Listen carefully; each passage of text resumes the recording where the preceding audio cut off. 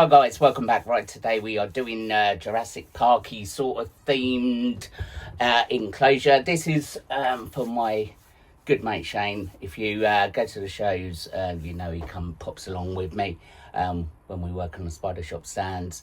It's a little bit of a thank you. He's the one that does all my vinyl, like this stuff and everything. So, and I sort of thought, well, I haven't done a Jurassic Park themed sort of enclosure yet. He really wanted one, so I sort of kills two birds with one stone. Big thank you to him, and sort of ticks off one that I've done as well.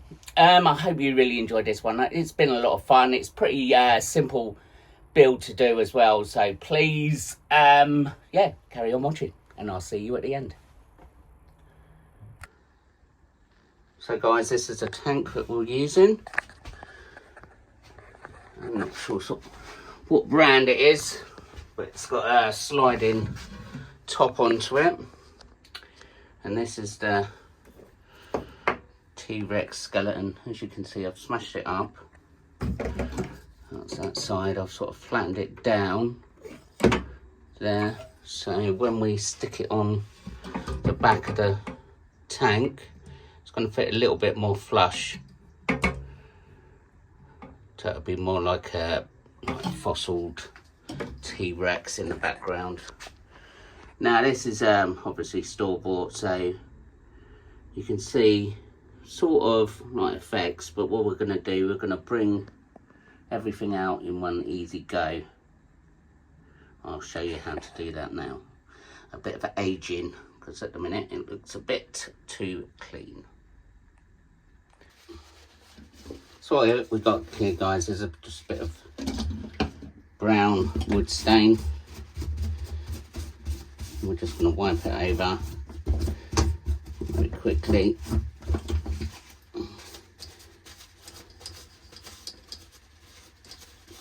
And build up the colour as we go along.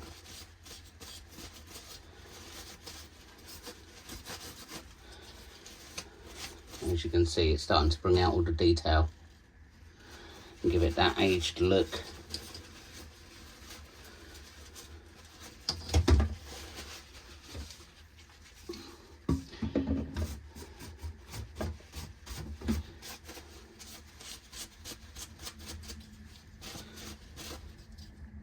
And all we've got to do is do everything. I might do a bit of spray as well on this one. Just,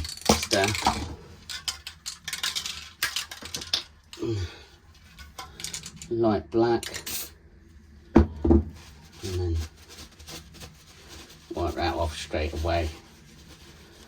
Actually, that's looking a bit better. You see the end there?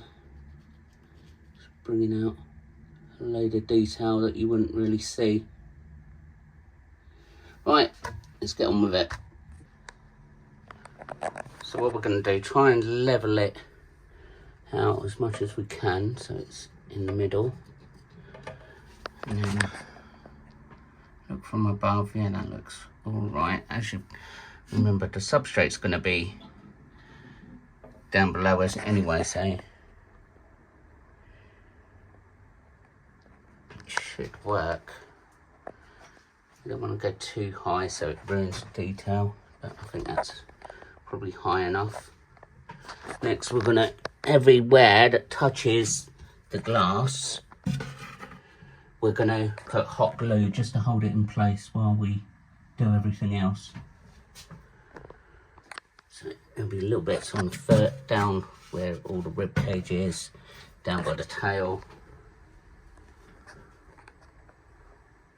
Right. So you can see now it's all glued in place. So by the time we get the mortar on, it'll be dead set on there. There's nothing to move. What we're going to do is we're going to start gluing in some polystyrene, so we can sort of create sort of a rock background. So we're going to go to about here and sort of bring it up the sides here as well, and around the back. That way it gives it just a bit more rocky texture. But we'll come back to you after we've glued all that in. So that's all the polystyrene in place. Obviously we're going to trim it down a bit. I'm doing a sort of, so it comes out 3D-ish. So the rocks, this will all be like rock thingies, but I'm building a background round to give it sort of a frame.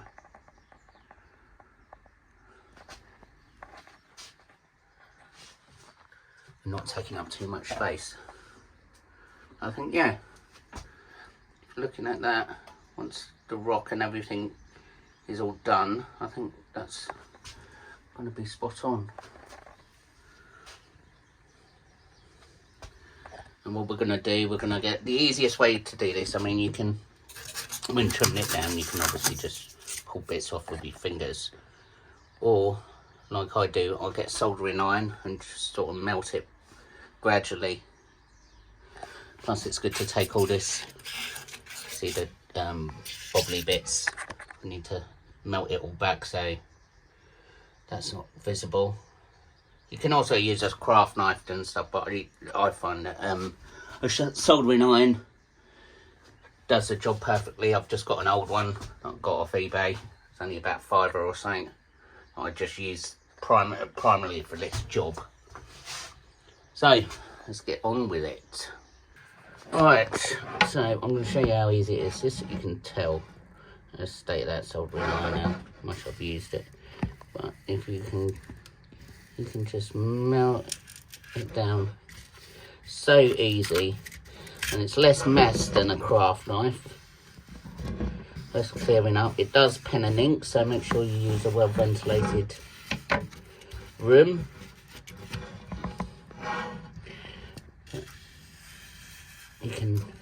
You can use a craft knife. You just have a lot more carving. It takes a lot more time to try and sort it out. But as you can see, that I'm just rounding off sort of the edges.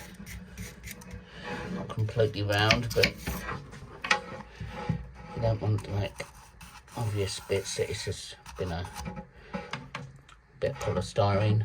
With polystyrene, obviously, if you know, you just can melt bits out to make grooves and stuff in the rock. That's how easy it is and simple. But I'm not going to bore you anymore with that.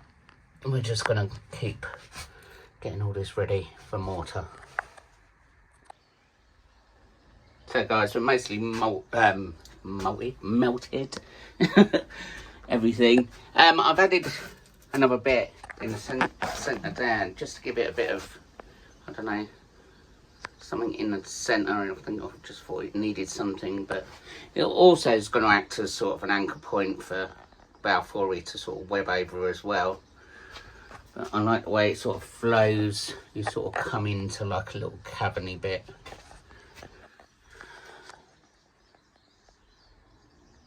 Yeah, I'm really liking that actually.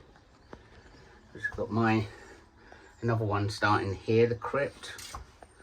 So we're going to try and do two at the same time. Alright guys, we started adding the mortar. So what I'm doing is exterior grade PVA mixed with ready mix mortar in the tub.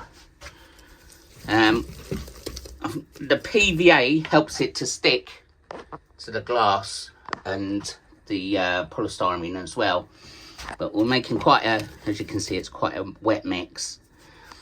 And then what you do, you just brush it all around. Now this is just the first coat, so you can see there's tons of glass and stuff, but that first lot of mortar will give it something to stick on for the next coat.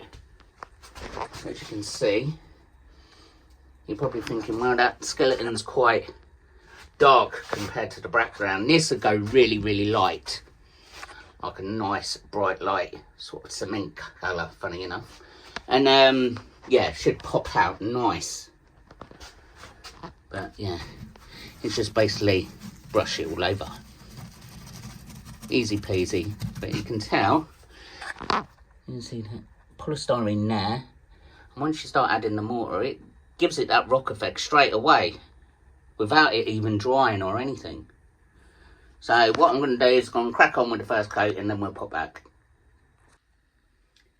Right guys, the first coat is on. You can see, you can still see through the glass there, but everything else is looking pretty sweet. I love the way this is sort of giving it more 3D depth, building these polystyrene rocks at the front. That's really sort of, this is mad. I wish it was mine now. Shane, can I have it? I really do actually. I think once you're going to get some webbing in this, because he's going to put a Balfouri commune in it, it's going to look madness. But yeah, as you can see, the way the polystyrene blocks are just forming that rock. As I said, this mortar will go a lot lighter as well, so when we put back, once it's dried, you'll be able to see. So guys, I've put a second coat on and I've wrapped the back as well and sides. It's just what I do, it neatens it up. It's just vinyl wrap, so you can't see any polystyrene or anything, but I'm kind of liking the look of this. I'm cleaning up sort of the skeleton, but as I'm going for that fossily look, I think the mortar is going to add to it rather than it sticking out like a sore thumb. Sort of blending into the background like fossils do. They're more rocky coloured than anything, aren't they? But yeah, I'm quite pleased with how everything's gone so far. It's just getting everything done now. But yeah. So what we've got to do now is leave this to dry, leave it 24 hours, and we're going to clean everything up and see where we are.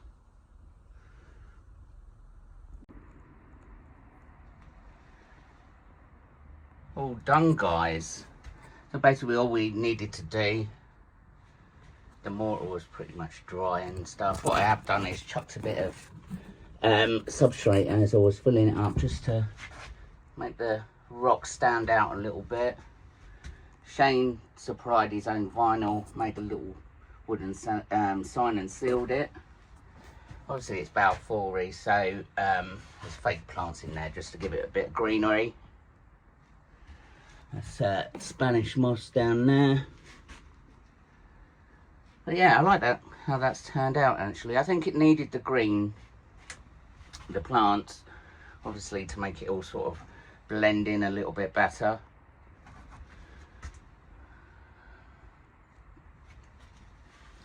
But down there you got a little hide down there, so they can start building a web tunnel. Various little nooks and crannies down there as well. So even in the branches and stuff, I've left sort of gaps so they can start webbing in there. But yeah, I'm really pleased with that actually. Bit of a shame it's Shane's and not mine. Alright, what I'm going to do is take this indoors, we'll put it on our display wall, take some really cool photos, and then that's pretty much it. See you on the other side.